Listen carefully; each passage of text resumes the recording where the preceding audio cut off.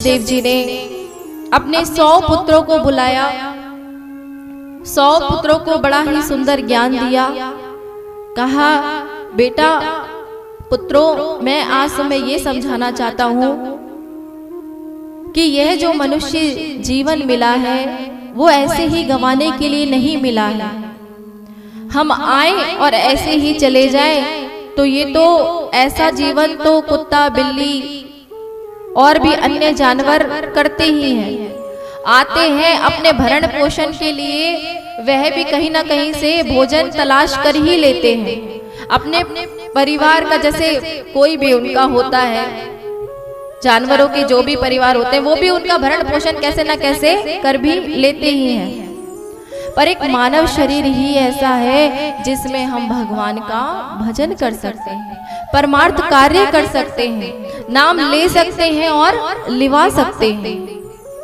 इतना सुंदर उपदेश ऋषभ देव जी महाराज अपने बच्चों को दे रहे थे और कह रहे थे कि वो माता पिता भी शत्रु हैं अगर अपने बच्चों को बचपन से ही संस्कार नहीं देते, ये नहीं सिखाते कि हमारी रामायण हमें क्या सिखाती है, हमारे श्री कृष्ण भगवान हमें क्या सिखाते हैं।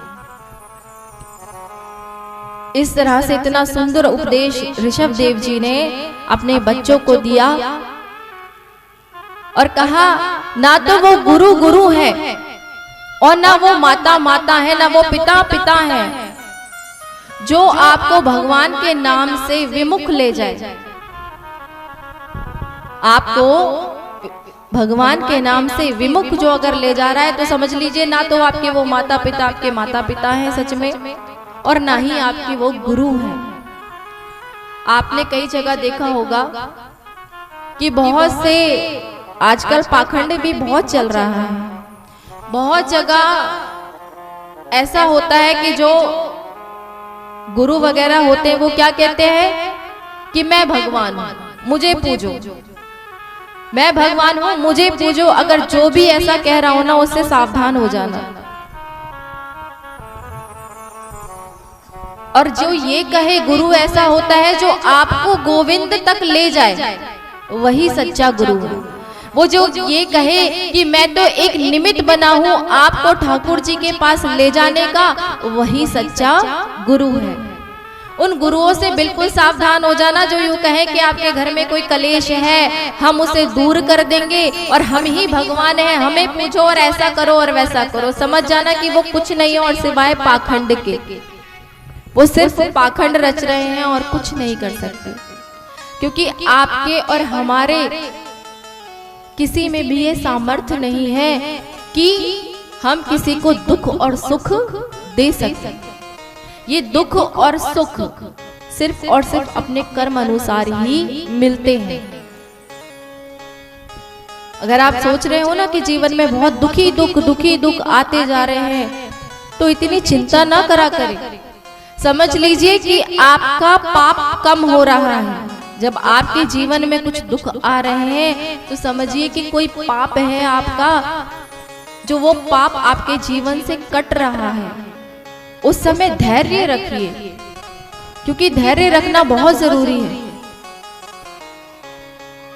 आजकल तो ऐसा भी देखा गया है कि बहुत से लोग न जाने किस वजह से आजकल एक बीमारी बहुत ज्यादा चल रही है और वो है डिप्रेशन।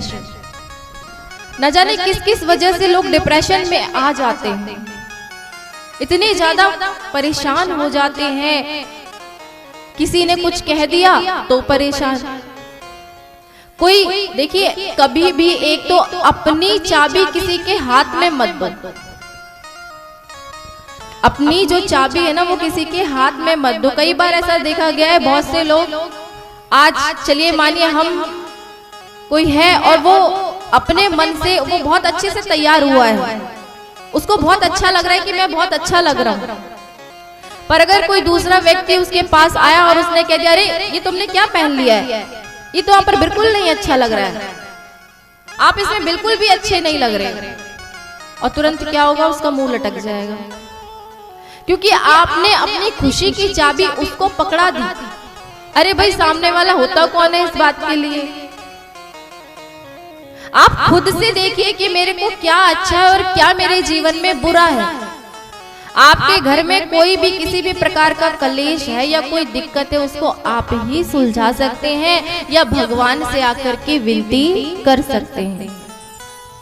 आप उसको अपनी समझदारी से और भगवान से प्रार्थना कीजिए, पर कभी किसी संत के पास और किसी गुरु के पास ऐसे के पास ये जाके व्यर्थ के क्वेश्चन मत करना कि हमारे घर में ये कलेश चल रहा है, इस कलेश को दूर कर दीजिए, या फिर हमारे घर में हमारी बहू को बहुत समय हो गया है, उस पे कोई बालक नहीं हो रहा है तो उस पर बालक हो जाए।